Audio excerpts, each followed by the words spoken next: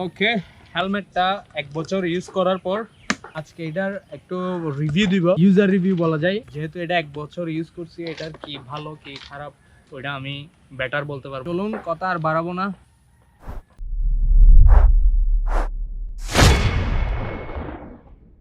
Hello বাংলাভাষী মানুষ, welcome to my YouTube channel বাইকওয়ালাইস্তি। আমি আছি আপনাদের সাথে ইস্তিয়াক হাসান। তো যেমনটা বলেছিলাম, এটার একটা 1 বছরের ইউজার রিভিউ করব।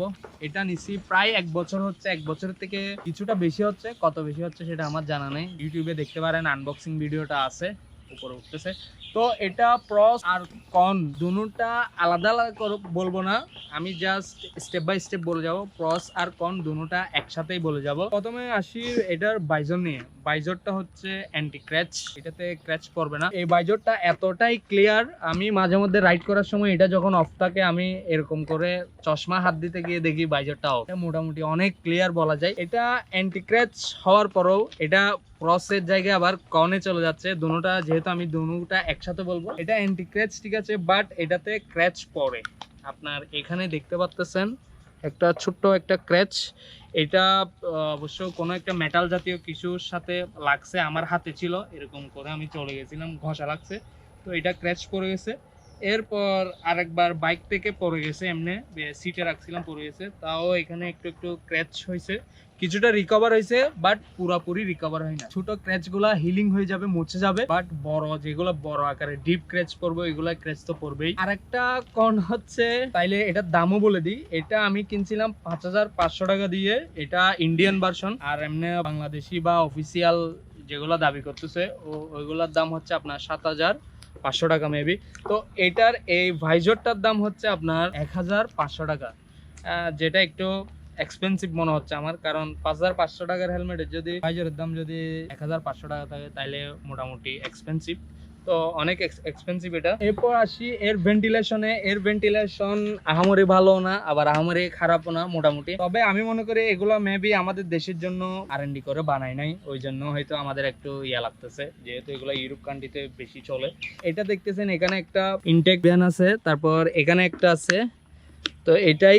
আর এক্সজস্টটা মোটেও ভালো না, এক্সজস্টটা দিচ্ছে এখানে এখানে এখানে আর এখানে একটা ছিদ্র আছে, যেটা ভালো না, যার কারণে গরম বাতাসগুলা বের হইতে পারে না।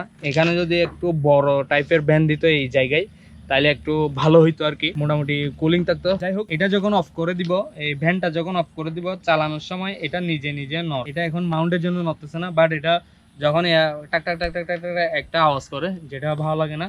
আরেকটা হচ্ছে এটা ভিতরে মেবি ভাইজরের এখানে কোনো একটা স্ক্রু কোনো একটা কিছু ঢিলা আছে মেবি, যখন অতিরিক্ত ভাঙাচোরা জায়গায় যায় তখন এটা নিজে নিজে শেক করে এবং আওয়াজ করে। আর একটা প্রবলেম পাইছি, সেটা হচ্ছে ভাইজরটা কোলার সিস্টেমটা দেখুন। এটা হচ্ছে একদম এখানে, যেহেতু আমি একজন ব্লগার, এখানে ক্যামেরা থাকে, এখানে এই মধ্যখানে হাত দিয়ে এই জিনিসটা ওপেন করা আমার জন্য অনেক কষ্টকর হয়ে যায়। আর এটা যদি আমি একবার যদি এরকম টাইট লক করে দিই, তাহলে এটা খুলতে আমার হেলমেট শুদ্ধ এরকম হয়ে যায়, মানে এটা অনেক কষ্ট। তো এটা আমার খারাপ লাগছে একটু। এখন যেগুলো হেলমেট আছে, আমি যেটা শার্ক নিয়েছি ওইটা হচ্ছে এরকম পাশে, আমি জাস্ট পাশে ইয়া করার সাথে সাথে এটা খুব স্মুথলি ওপেন হয়ে যায়। এরপর আসি এর কালারে। এর কালারটা আমি মনে করি যথেষ্ট ভালো একটা কালার। আপনার 1 বছর পর এখনো দেখুন, এখনো নতুনের মতো। যেহেতু এটা নেওয়ার পর থেকে আমি কোনোদিন এটা ওয়াশ করি নাই, এরপরও এরকম। এটা যদি আমি ওয়াশ করি, এই যেখানে এখানে একটু একটু ময়লা আছে, এগুলা চলে যাবে। ওয়াশ বলতে উপরে ওয়াশ করে নাই, ভিতরে প্যাডিং গুলা তো ওয়াশ করছি, এই প্যাডিং গুলা নিয়ে বলতেছি নেক্সট। কালারটা অনেক ভালো একটা কালার করছে। তো আমার অ্যাডভাইস থাকবে, এটা হচ্ছে ম্যাট কালার, যেহেতু এটা কালারফুল, অনেক দূর থেকে দেখা যাবে এই ফ্লোরোসেন্ট কালার গুলা। আচ্ছা, এখানে একটু একটু ফেড হয়ে গেছে, দেখেন এখানে একটু একটু ফেড হয়ে গেছে, মানে ফ্লোরোসেন্টটা একটু একটু হোয়াইট লাগতেছে, মানে যেটা কালারটা ফেড হয়েছে। এক বছরে কত রাইড করলাম তো দেখতে পাচ্ছেন। আমি বলবো গ্লসি কালার নেওয়ার জন্য। গ্লসি কালার নিলে হবেটা কি, আপনার যখন কোনো গাড়ি থেকে লাইট পড়বে রাতের বেলা, তখন এটা রিফ্লেক্ট করবে, এবং দিনের বেলাও রিফ্লেক্ট করবে, যখন রোদ পড়বে এটার উপর এটা চকচক করবে। তো যার কারণে গ্লসি কালারটা নিলে আমার মতে ভালো। আচ্ছা, আরেকটা যখন রোদের কথা আসছে, তা আরেকটা এটার থেকে আরেকটা কমতি আছে, মানে কনস বলা যায়। সানভাইজার থাকার দরকার ছিল। এটা আমি প্রথম এটার প্রয়োজনীয়তা অনুভব করি নাই, যখন লং লং ট্যুরে গেছি তখন দেখতেছি যখন একদম সানটা একদম চোখে পড়তেছে, যেহেতু আমি পাওয়ার গ্লাস ইউজ করি, পাওয়ার গ্লাসের মধ্য দিয়ে যখন রোদটা যায় তখন এটা চোখে একটু বেশিই লাগে। আর এই পোর্শনটা ভাইজরের পোর্শনটা একদম লাল হয়ে যেত আমার, মানে রোদে একদম অন্য ধরনের একটা কালার হয়ে যেত। সানভাইজার থাকলে এটা হইতো না, আরামে রাইড করতে পারতাম এই আর কি। এরপর আসি আপনার উইন্ড নয়েজ। এটাতে উইন্ড নয়েজ আছে, মানে এটা নাই বললেই চলে, এটা নাই বললেই চলে, যেহেতু এটা ইন্ডিয়ান ভার্সন। কিন্তু যারা আপনার বাংলাদেশি ভার্সন মানে চাইনিজ, এখন এটা বাংলাদেশের গুলো চাইনা থেকে আসে নাকি কোথা থেকে আসে যায় না, যারা বাংলাদেশের ভার্সন ইউজ করছে তারা সবাই বলছে তাদের উইন্ডনেস আছে। আমার সাথে অলরেডি ইউজার আছে আজিজ, তো আজিজ বলতেছে তোমারটা নয়েজ আছে, বেশি নয়েজ আছে। যখন আমি 60 বা 70 রাইড করি তখন একটা ইয়ার নয়েজ শোনা যায়। যেটা আমারটাতে মোটেই নাই। আমি 60-70 না, আমি 100, 112, 10 এইরকম ক্রুজিং করছি, কোনো নয়েজই পাই নাই। আমি যখন ভাইজরটা অফ করে দিব নয়েজ একদম কোনো নয়েজ আসে না, আর ভাইজর ওপেন করলে তো বাতাস যখন আসবে নয়েজ হবেই। তারপর সেম হেলমেট আরেকটা আরো এটার থেকে আরো দামি হেলমেট ইউজ করে আপনার 103 নাকি কত, এটা ইউজ করে আমাদের মাসুম ভাই। তো মাসুম ভাইও সেম কথা বলছে, ওনারটা তো নয়েজ আসে, বাট লাকিলি আমারটাতে নয়েজ আসে না, যেহেতু আমারটা ইন্ডিয়ান ভার্সন মেবি ওই জন্য। ইন্ডিয়ান আর থাইল্যান্ড আচ্ছা থাইল্যান্ড ভার্সনের কথা এক বড় বলতেছি। এরপর আসি প্যাডিং এ। এর প্যাডিংটা যথেষ্ট ভালো একটা প্যাডিং, আমার অনেক ভালো লাগছে। এবং এখানে চিন গার্ড আছে, যদিও চিন গার্ডটা আমি কেটে ফেলছি মাউন্ট আর মাইকের তারের জন্য। যাই হোক, ওয়াশেবল প্যাডিং ঠিক আছে। যতগুলো ওয়াশেবল প্যাডিং এর আপনার হেলমেট আছে, আমি মনে করি এগুলা বারবার ওয়াশ করা ঠিক না, কারণ এটা ওয়াশ করলে নষ্ট হয়ে যাবে। যেহেতু আমি এটা দুইবার ওয়াশ করছি, মেবি দুইবার ওয়াশ করার পর বুঝতে পারছি এখানে এগুলা নষ্ট হয়ে যাচ্ছে, মানে লাস্টিং কম করবে। আপনি ওয়াশ না করলে যতদিন লাস্টিং করবে এর চেয়ে কম লাস্টিং করবে যদি ওয়াশ করেন। তো আমার সাজেশন থাকবে, কারণ হেলমেট তো ময়লা হবেই, আমার সাজেশন থাকবে একটা ব্যান্ডেনা ইউজ করার জন্য, যেহেতু ব্যান্ডেনাটা আনি নাই, আপনারা বুঝে নেবেন আর কি।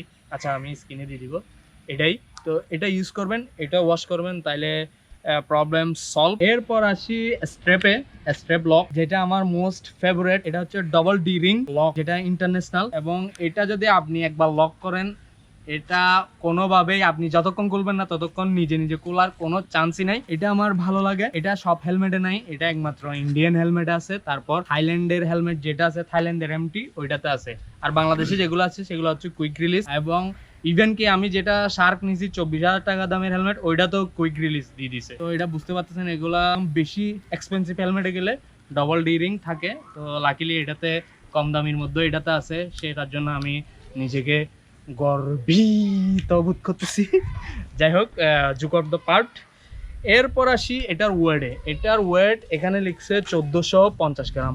এটার ওয়েট একদম যেটা লিখছে সেটাই, আমি একদম এটা স্কেলে মেপে দেখছি 1450 গ্রামই। তবে এটা মাথায় দিলে ফিল হয় না এটা 1450 গ্রাম, এটা একদম ওয়েটটা ডিস্ট্রিবিউশন করা আছে। হাতে নিলে ফিল হয় এটা একটা 1.5 কেজির হেলমেট নিয়ে হাঁটতেছি, এটা ফিল হয়, বাট মাথায় দিলে ফিল হয় না যদি আপনি পিলিয়ন হিসাবে বসেন।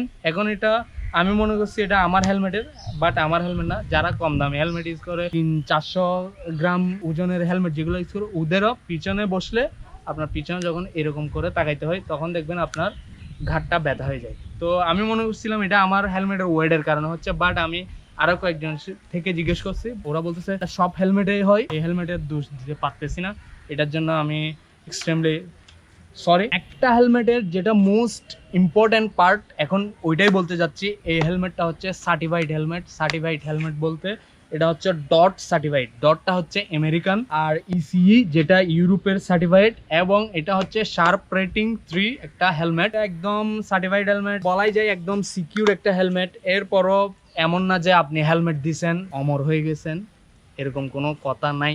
তো হেলমেট দিলেও আপনার যদি মৃত্যু আসে, যে কোনো সময় মৃত্যু আসবে, তো ওইটার কথা বাদ। আপনি যদি অ্যাক্সিডেন্ট করেন, সার্টিফাইড হেলমেটগুলো আপনার ইনজুরিকে 50%, 70%, অনেক সময় 90%ও কমিয়ে নিয়ে আসে একমাত্র সার্টিফাইড হেলমেট। ইয়ার যত কিছু ইউজ করেন, আমার মাইন্ড সেট আপ আগে ওই রকম ছিল না, বাট এখন এক্সপেন্সিভ জিনিস ইউজ করতে করতে বুঝতেছি এগুলো আসলে দরকার। আমি ডাক্তারকে 5,000 টাকা না দিয়ে আমি যদি 5,000 টাকা দিয়ে হেলমেট কিনি, এটাই আমার জন্য অনেক ভালো। কারণ অনেক সময় 5,000 টাকা দিয়ে রিকভার নাও হইতে পারে। আমার হেডে যদি কোনো ইনজুরি হয়, এটা 5,000 টাকা দিয়ে রিকভার নাও হইতে পারে। আমি একদম, যাই হোক, অনেক কথা বলে ফেলছি। তো তো আজকের হেলমেট রিভিউ এতটুকুই। আমি বলবো এটা অনেকের জন্য উপকার হয়েছে, যারা এটা কিনতে চাচ্ছেন তাদের জন্য অনেক ভালো একটা হেলমেট। এটা একটা হেলমেট নিয়ে অনেক কিছুই বলে ফেলছে একদম ইন ডিটেলস। আমার মনে হয় না আর কেউ এত ডিটেলসে কোনোদিন বলছে আপনাদের। ভিডিওটা ভালো লাগলে অবশ্যই শেয়ার করবেন, লাইক করবেন। শেয়ার লাইক এই জন্য করতেছি, আপনি শেয়ার লাইক না করলেও আমি ভিডিও করব, আপনি ভিউ না করলেও আমি ভিডিও করব, বাট এটা করলে একটু নিজের মধ্যে একটু ভালো কাজ করে এই আর কি। মানে আপনারা যে দেখতেছেন বা দেখছেন কোনো কিছু জানার আছে ওইটা কমেন্ট করবেন। তো আমি ট্রাই করতেছি আপনাদের একদম কমেন্টের উপর ভিত্তি করে কিছু ভিডিও বানানোর জন্য। তো নেক্সট ভিডিওগুলো ওই টাইপসেরই হবে। টিল দেন আল্লাহ হাফেজ, বাই বাই, টেক কেয়ার।